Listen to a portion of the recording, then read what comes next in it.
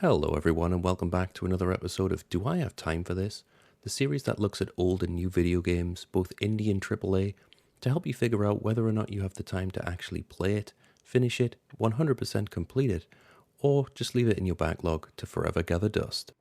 We're all busy in life, jobs, kids, classes, exercising, you name it. So let's take a little time right now to look at the last case of Benedict Fox and figure out, do I have time for this? All of the gameplay here is captured on PC via Game Pass. Today, we're going to take a look at the last case of Benedict Fox, a somewhat unadvertised Xbox game from developer Plot Twist, published by Rogue Games Incorporated. Essentially, set over one night, the last case puts you in the shoes of the titular Benedict Fox, a disaffected detective on the run from a mysterious organization whilst tracking down his parents. The game takes place in an old 60s looking mansion, wherein Benedict finds clues, solves puzzles, and uses the Lovecraftian entity he's bonded with, known only as his companion, to delve into the memories of the deceased to a place called Limbo, a world between the living and the dead. It's here where the game changes tact entirely, from a noir thriller detective story into a Lovecraftian Metroidvania with a sprawling map and trippy visuals. The last case of Benedict Fox is a game of fluctuating tones and gameplay, never really quite hitting the mark on what it wants to be, or where it wants to go. If you've ever played a detective-type puzzle game, you'll know there needs to be a strong emphasis on world building, puzzle solving, and a really compelling narrative. If you've ever played a Metroidvania, you'll know there needs to be smooth, satisfying combat, and rewarding exploration to go alongside an ever-expanding roster of abilities. I'm sorry to say that neither of these components are present in the last case, so let me explain each in detail. Firstly, the detective aspect of the game. Whilst the world building is fairly in-depth, you do need to treat this a bit more like a collectible game. You aren't collecting clues all the time here. The majority are random occult artifacts which have absolutely nothing to do with the story. These artifacts do build up the world as intended using item descriptions, but given the large majority are just mundane items, I didn't find much need to go out and find them. There was never a drive for me to find out more, as it didn't tie into the core story. What the artifacts did provide was referred to as BNP, and even now, having finished the game, I have no clue what this actually stands for, and it's basically just money to buy upgrades at the shop. The shopkeeper here is Harry Houdini, and no, I'm not making a joke, the character is literally Houdini. This is never properly explained as he is introduced as Harry, and there's a completely optional side quest, which is just find an item, which states his second name is Houdini. He does make a handcuff joke at one point, but as far as I'm concerned, you could have had Chris Angel in here and I'd have been just as whelmed. I know you can be overwhelmed, and you can be underwhelmed, but can you ever just be whelmed? I think you can in Europe. Harry offers the core upgrades to your gear to help on your case, but I never found much of what he offered to be of use. The combat was never tough enough to demand it, with a few exceptions I'll get to later. Next is the puzzles, and the detective puzzle side to this game. They can be fairly tough in spots, giving you the need to scratch your head or think outside of the box to something you'd not normally consider. It genuinely made me think back to the old pen and paper type puzzle games where you really needed to keep a track of everything, at first. As time went on, I realized the majority of the puzzles in the last case are actually just different variations of the same one. You get given a code cipher and a small device with which to solve the codes. Essentially, numbers equate to symbols, so you'd reach a door, see a number, and then enter the corresponding code, and that's it. The fleshy looking mouth doors featured in the marketing are also just QTEs, asking you to press a combination of buttons before an invisible timer runs out and you need to start over. There were also a few tarot card related puzzles, which at first I was putting far too much thought into, when it turned out I just needed to find more cards elsewhere in the map. Sadly, what I think the outright weakest part of Benedict Fox is the story. We're thrust into a situation where we are immediately on the back foot, with no explanation as to what's going on, and whilst this does get kind of fleshed out as the story progresses, for a developer called Plot Twist, there are none worth mentioning, or even noteworthy story beats. You go into two dead people's minds to find out how they died and why, and honestly, it never really strikes home what the purpose of solving the case even was. The ritual, the memory fades here. Perhaps more transpired elsewhere.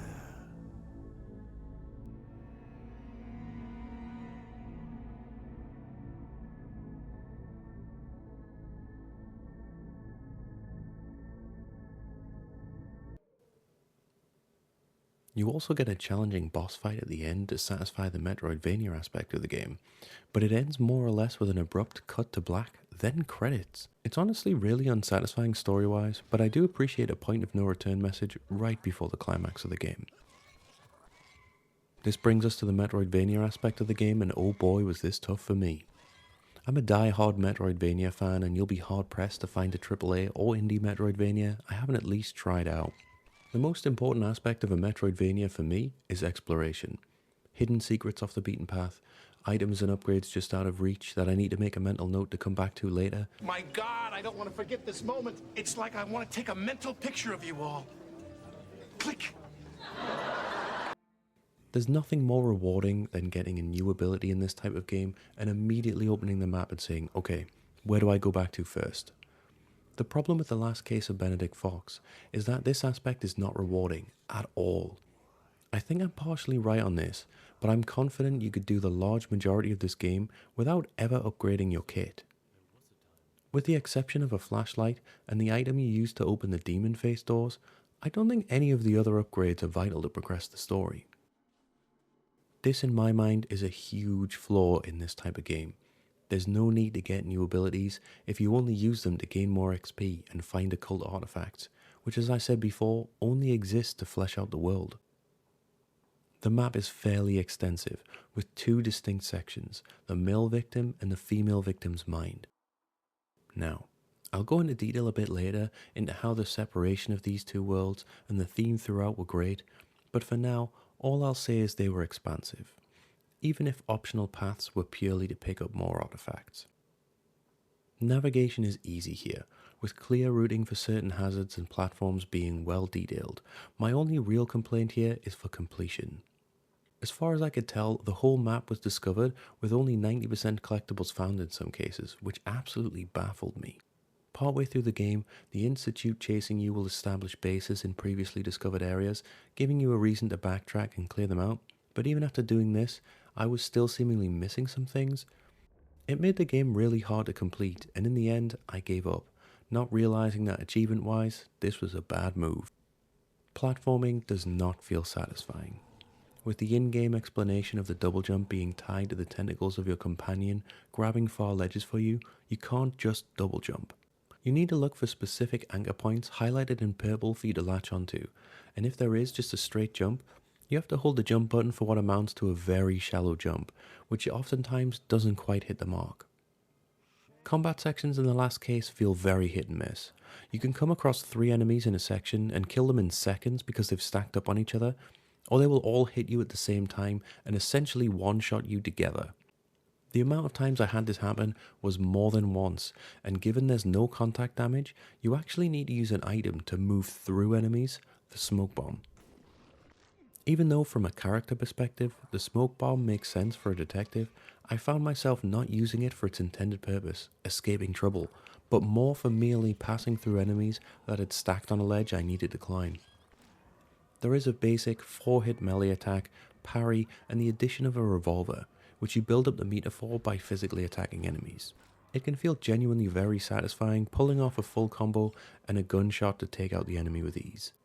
The variety of enemies here is sadly lackluster. You start with the basic humanoid enemy and the inevitable dog enemy. This does expand to 2 bigger humanoid variants, 1 bigger dog variant, and the most annoying enemy type in every game, the flying one.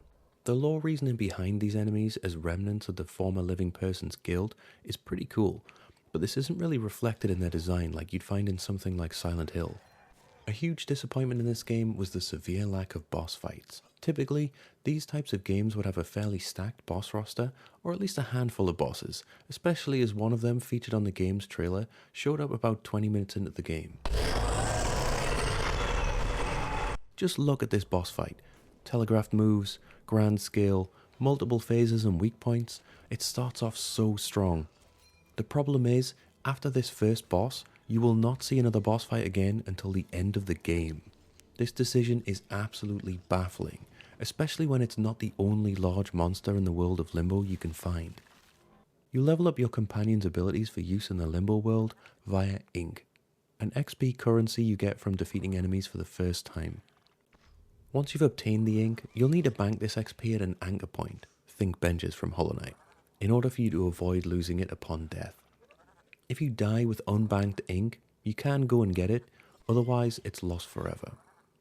A really great addition here is once you get the ink from an enemy, that creature will be permanently weaker for the rest of the game, which makes backtracking significantly easier to do, something I honestly think more games should implement. This ink, once banked, you have to take to what has to be the most bored voice actor in the entire game, and that's coming from me. Just listen to this lady talk. Oh, thank God you showed up. Don't know who you both are, but I'm in your debt. Both? I'm Benedict Fox, ma'am, a detective.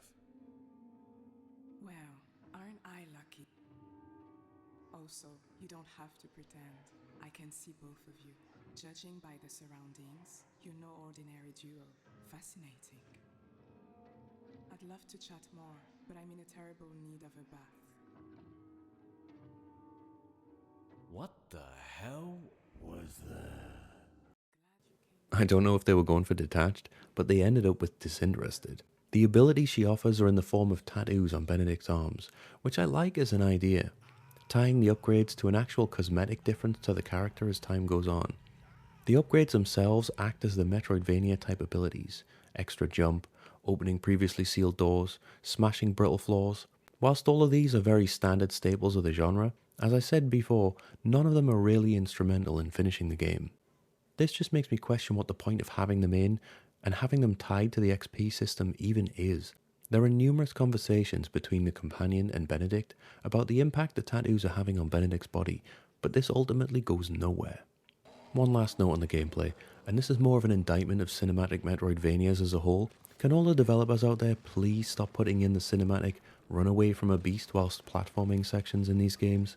The Ori games had the same type of set pieces, and they are just frustrating and not at all fun to play. In this game, you're on a set path, having to perform a specific set of actions, and if you die, you have to restart the whole thing no matter how far you actually got. This is immersion breaking, unsatisfying, and frustrating, and will never be anything but this. The visuals on display in the last case of Benedict Fox are top notch. With it being a side-scrolling game, they've put a lot of effort into making the play space feel 3D, even though it's not. Plot Twist really nailed the in-between world of Limbo here. The two different people dying in two different ways has created two entirely different world states. Whilst they are both jumbled messes of both house and cave, they include a very visceral and horrific entry to both, as if you're truly diving through the painful death they felt to reach the deeper recesses of their mind. The fact that the deepest parts of their memory is pitch black is an all too apparent metaphor that truly hits home and is some really good subtle storytelling. The male victim's mind is laid out with a lot of red and pink colours, with spiders, tangled branches and mirrors, emphasising the self-reflection, doubt and suspicion of those around him prior to his death. Meanwhile, the female victim's mind is often a cold place, with strong winds and ice, emphasising the isolation and loneliness she felt prior to her death. These two worlds really feel jumbled up in the best way and feel on point thematically. Whilst the enemy designs are incredibly mundane, as I mentioned earlier, the character designs remind me of what you'd expect to see in a Tim Burton animation. Everyone looks gaunt and dark, yet realistic. What few big monsters there are here are well designed, thematically relevant, and have an area befitting them. It's just a shame that only one of them is an actual boss, and the other two are the cinematic runaway sections I mentioned before, with one in particular being the most frustrating thing I've ever had to do in a Metroidvania. A stealth section where you can only walk. If you jump, you start coughing, and you are completely unable to run. Whilst there is a story reason for this, gameplay wise it was absolutely terrible. What I do find odd here is a distinct lack of music. When compared to the great Metroidvanias like Hollow Knight or Blasphemous, whose music is a key part of the experience, the last case has a very subdued soundtrack. Oftentimes there is no music at all, despite there being a gramophone in the hub house that they could easily have used to organically justify different music throughout the game. The last thing to note in this game were a few technical issues around entering new areas, where there would be some significant stuttering as it loaded in each new location. It wasn't that notable when exploring a new area, but when backtracking and running through loads of sections, the game really struggled to keep up. So, let's get down to it. How long does this game take? If you're looking to do just the main story with a little backtracking, you'll be looking at around 11 hours. If you decide you're going to get all of the achievements and collectibles, you can easily push this to around 18 hours depending on whether or not you followed a guide and went for all the achievements. The last case is fairly generous with save points, so you're never going to be stuck in a gameplay section for a significantly long amount of time. I'd say with no repeated deaths, each area probably lands you around 20 minutes between anchor points. This means those with only a little free time would be well suited gameplay wise, but if you're following the story, it may take a little longer to mentally get caught up to where you're at. Luckily, the loading screen does offer a crime board mapping out what's happened so far, if you're struggling to piece it together. What I will point out is that if you die, or save and quit, you will be returned to the anchor point with all the enemies respawned, much like you'd find in a Souls-like game, which can eat into your time if you're at the end of a long section. Whilst the price point is a bit lower than your average AAA game, and also being on Game Pass, it's hard to say the game doesn't offer you value for money. The game doesn't really overstay its welcome when you're mainlining the story, but honestly, I'm glad I didn't buy this on Steam. Ultimately, I don't think I can recommend The Last Case of Benedict Fox. I think the fans coming for the Monkey Island style character designs and puzzles will end up leaving disappointed. The Metroidvania fans coming to help tide themselves over until Silksong gets announced will also leave disappointed here. The Last Case of Benedict Fox tries to amalgamate two beloved genres into a perfect blend of gameplay, but ultimately resulted in a jack-of-all-trades situation, offering shallow and unrefined elements that were lacking in both departments.